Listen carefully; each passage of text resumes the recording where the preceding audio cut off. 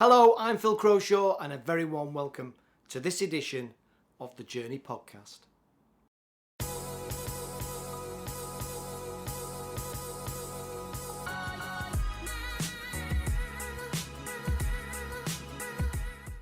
Hello, a very warm welcome to the Journey podcast. And today I'm absolutely delighted to be joined on this podcast by Dave Rainford.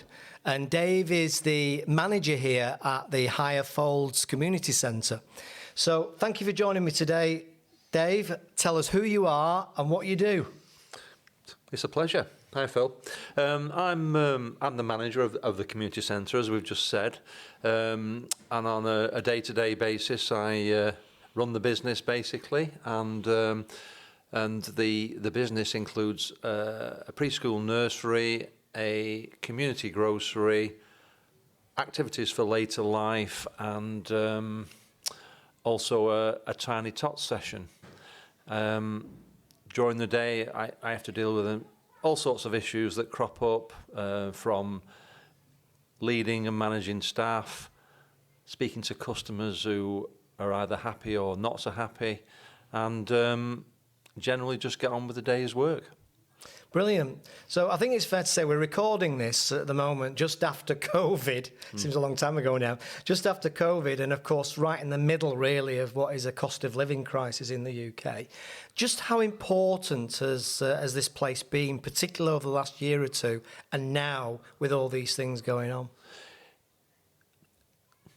I like to think we've been very important, because during COVID, the nursery kept a lot of children educated. We were able to take children in on a daily basis, and as long as they were COVID free, they were able to come to our nursery. Our staff were great because they came in as well when everyone else was staying at home, and generally we kept the ball rolling for our children. The grocery was also a success because we were able to get food in that wasn't wanted by supermarkets anymore, and we were able to get it out to people on the estate using our new van that was absolutely great. And we reckon we were feeding probably 40 or 50 families a week who otherwise either couldn't get to the supermarket or couldn't afford to go to the supermarket because they weren't in work. So that was a major success. The cost of living crisis has thrown up a whole new challenge in that basically people are just running out of fuel or food. If you're having to pay for your fuel, quite often you can't pay for the food. So we do offer a very good deal on low cost but high quality food that we sell in our shop, and we also home deliver for those that can't get there. So it must be an absolute lifeline, and we're in the community centre now, which is why of course we can hear it all going on behind us. Yeah, all the kids, yeah. All the kids kicking off. That's right. They're not bothered about the fact that there's some recording going on, are they? No. What do you think? What do you think motivates you about this place? Because obviously I met you a few weeks ago, yeah, and I was just really impressed with your natural enthusiasm for doing it. What is it that motivates you about running this place? I think what motivates me is I worked in local government for many, many years, and it's easy to sit in an office giving out advice to people who perhaps aren't as lucky as you, and you think you're saving the world. When you're in an organisation like this, you can see life from a totally different angle, and a lot of people have got a lot of things not going so well in their lives, and we're here to help them. Be it education, food, just giving them all sorts of skills, or it might even be something simple like a boxing class or a karate class, just to make their lives better. And I think that gives me loads of pleasure doing that, and I know I'm working with some smashing people because my staff are absolutely great, and they're all of the same idea that we're here to help people on Higher Folds. That's fantastic. And I noticed, I said this to you before we came on air, that people are very friendly, they chat to you, and you can tell how much they respect you. What do you think the key drivers are from your leadership style that gets people on board and engaged and wanting to be working with you and for you? I think the key thing is not to be the big I am, and it's all about working with people, and everyone's different. They've all got different needs and demands, but as long as you're consistent, you're there for them if they've got a problem, and you help them out. And of course, as long as you pay them every month, that's a good start. But you know, and it's about handpicking the team that will work together, and I think that's absolutely critical. We're very fortunate in that we employ 12 people off the estate, so they're all, you know, they all know everything that is going on the estate. I'm the only outsider, so you know, leading the team is all about, it's about empowerment, caring for them, making sure their lives are okay while they're at work. Yeah, very much so. Now, as we're talking, and I'd say as we're talking, this is probably going to be with us for quite some time. One of the main topics that we hear a lot about nowadays is mental health. Yeah. What sort of impact has this place had on helping people with their mental health? Is it because you're on the front line in a sense of some of the mental health challenges that people have got? How important is a place like this in terms of helping people with their mental health? And is that a key part of what you do? Yeah, in the I'm just trying to think of an example here, but you know, because there are quite a few where there is certainly one local person who, through no fault of her own, lost her employment. At the same time, her and her partner broke up, and clearly she was not in a good place. As luck would have it, we came across each other, and she had a big pile of books under her bed, and she didn't know what to do with them. We brought her into the community centre and we helped her set up a community library. That gave her so much confidence, and she literally grew in front of our eyes on that. And various other things have happened in her life while she's been involved with Higher Falls Community Centre, and I like to think we've played quite a big part in that. In that, one day we had a lot of rain here, and the street and the surrounds of the community centre were up to our knees in water. So she decided she was going to lead the local flood group. This again gave her more confidence because she was working with a team of people, some from the council, some from water, included me, and you know, in the end she was leading the show, which was absolutely great. Since then, she's set up her own company, little company that we've helped on, and basically now she's self-employed, but she's running a lot of stuff for the community centre that is around later life. Probably includes me, that, over 50. So, but she's giving 10 or 15 other people on the estate who wouldn't have the confidence to go out, to actually come out here. They've all got things going on in their lives that perhaps aren't good, but she's helping them live their lives and put a smile on their faces. Absolutely fantastic. Real live practical examples of what's going on. One of the things that I've noticed over the years as I've got older too, I'm only 26, I've had a hard life. Of course. But one of the things that I've noticed over the years is, and one of the conclusions I came to as a result of doing a lot of research on success over many years, and I sometimes say that one of the conclusions I came to is that success can be transient.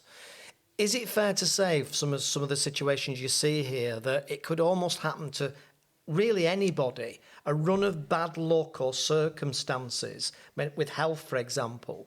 Yeah. Is it fair to say it could almost happen to anybody, that they have that run of bad luck where they need more help than they might have ever thought they would need? Certainly. There's an absolutely great example. If we were to go into the grocery now, there'd be a gentleman there who lived with his parents, and also his partner lived with them. Within the space of about 6 months, all those 3 people around him died. Oh. Which meant that he had to leave his place where he lived. Apart from losing his home, and he's now been rehoused in something that isn't as grand as what he lived in, he's also lost all the support in his life, you know, his parents and his partner. So he comes into the grocery, and I can see that some people are not always too keen to talk to him because he's lonely. He just wants to chat to people. So I've encouraged my staff to give him a bit of time, really. And if he needs help financially, we try and help him out with the food. So, you know, I mean, from going from a year ago having everything in his life, all of a sudden he's having to rely on us giving him bits of food to keep him going. It's a really sad story, and the poor guy, sometimes he just looks beaten up. So it's all we can do, really. I think. And then they say, don't they, a lot of people are only ever wage packets away from mortgage problems. Oh yeah, certainly, yeah. That must be particularly true of ill health, mustn't it? You know, I mean, we're sat here doing this, and the only reason we can sit here doing this is because we're in reasonable good health right now. Yeah, that's right, yeah. There have been quite a few cases recently of my staff losing people through cancer. So one day everything's okay, and you're only a visit away from the doctor to say, actually, everything's not okay. And, you know, their lives change in an instant. And so, again, just going back to the leadership and help thing, I think, you know, that's when we come into our own, because the whole team gather around and just make sure that people are okay. It doesn't solve all the problems, but at least, you know, the people involved know that other people are there for them. So I think that's, you know, important. A recent example is my assistant. She's just lost her mother-in-law. It's had a devastating effect on the family. She appears strong at the moment, but I don't know. You don't know what's going on behind the scenes. No, that's right. So obviously funding is extremely important with a place like this. How do you go about funding that? Because the National Lottery hasn't been, well, it's been around quite a while now, but there was a time when there was no National Lottery. So how important is the National Lottery and then other examples of funding for this place? I think prior to the National Lottery giving the first lot of funding, which was in 2008, the place was simply a shed in the field, and I think the council chipped in, paid the bills, fixed the roof when it leaked, and you know that was it. National Lottery and investment from the Coalfields Regeneration Trust transformed the building, which was great, but it also meant that in the future they would have to continue to find funding to run the place, basically. So that's a challenge. And I've had to do Dragon's Den appearances in front of various people, trying to get them to open the purses.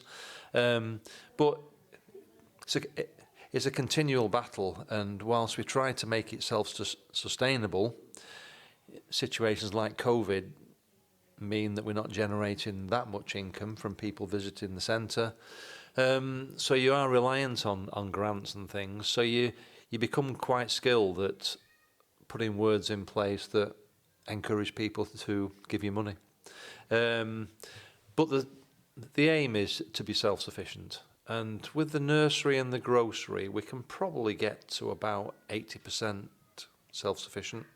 But the remaining 20% to pay the heating bills and such things means we will always need some grant funding. Which, of course, as we talk now, is probably 4 times higher than it was just a couple of years ago. Our energy bill went up on the 1st of January 5-fold. Yeah, it's absolutely unbelievable, isn't it? Yeah, so from paying $6,000 a year, we're paying over $30,000 now. So what sort of plans have you got for the future? Because it's obvious, obviously I'm here today and I've seen it once, I've been here once before, and I can clearly see some of the wonderful work that you're doing here. What sort of ideas have you got for the future? I know obviously this podcast is one of the ideas. Yeah. What else are you playing around with in your mind at the moment? Well, at the moment we're striving to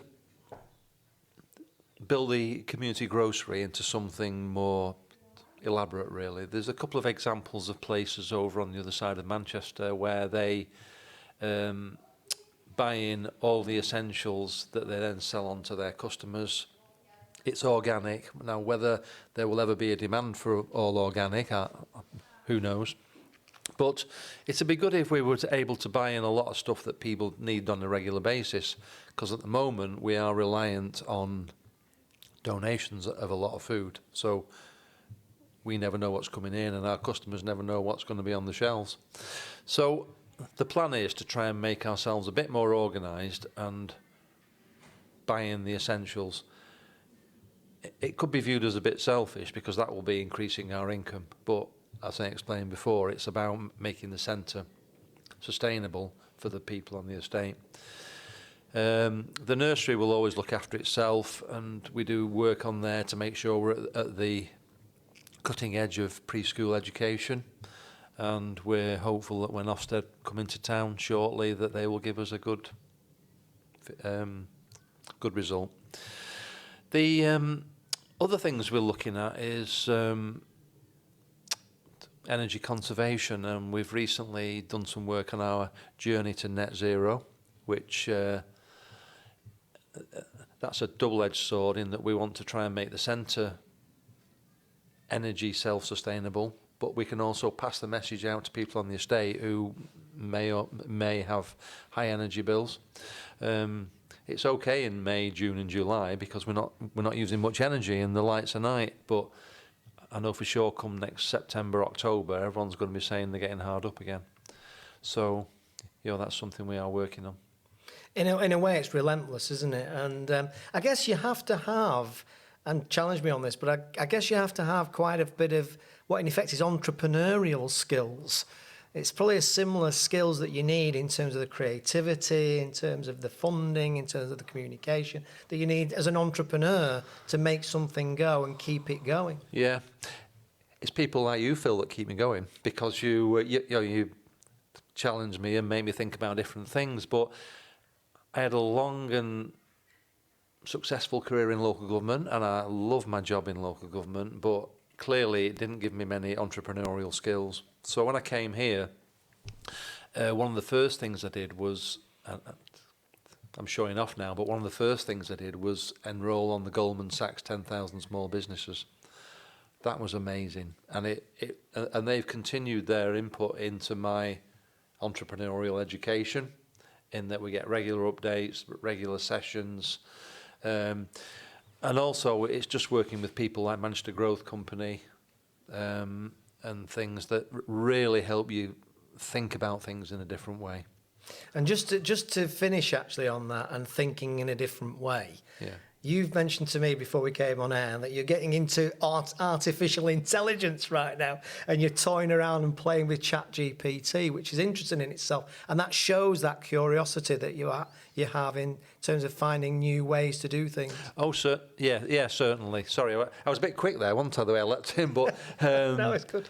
Artificial intelligence, oh, blimey, the possibilities are endless with that, I think. And